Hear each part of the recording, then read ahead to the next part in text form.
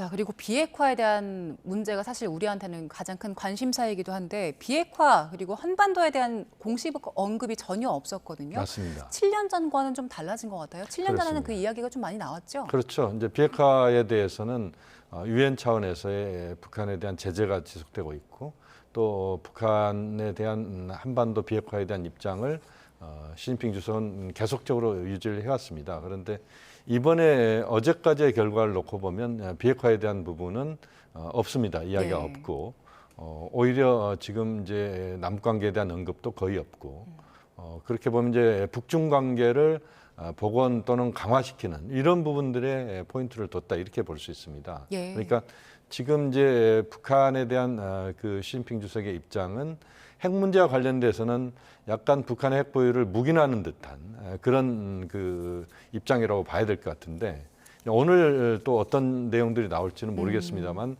현 시점에서 보면 북한에 대한 중국의 입장은 비핵화보다는 북한의 핵 보유국 지위를 간접적으로 인정하면서 북중 관계를 보다 돈독히 하고 그 과정에서 북미 관계보다는 북중 관계 중심으로 북한이 움직이게 만드는 이런 차원에서의 외교적 전략을 지금 보이고 있다. 그렇게 평가할 수도 있겠습니다. 이게 그 양국 만남에서 비핵화나 한반도에 대한 논의가 없던 걸까요? 아니면 전략적으로 좀 모호성 유지하기 위해서 대외적인 언급을 안 한 걸까요? 그것은 아마 이제 두 가지 측면을 다 봐야 될 것 같은데 아마 비공식적으로 핵 문제와 관련된 언급이 있었을 수도 있습니다. 다만 이제 이것을 외부로 표현하는 것은 서로 북중 관계를 지금 우선시하는 이런 차원에서 또 미국에 대한 북한과 중국의 협조 관계 이런 부분들을 고려해서 본다면 그것을 전면적으로 내세우기는 어렵다 이렇게 봐야 될 것 같고요. 예.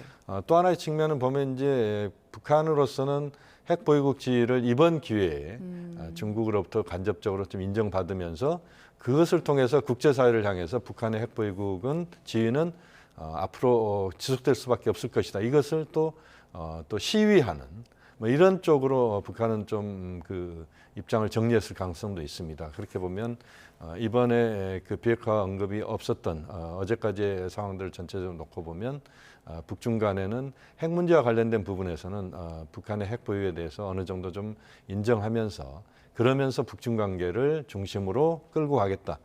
북미 관계에서 이제 걸림돌이 될 만한 것이 이제 북한 핵 보유와 관련된 부분인데 중국은 그것을 넘어서서 북중 관계 중심으로 판을 짜겠다.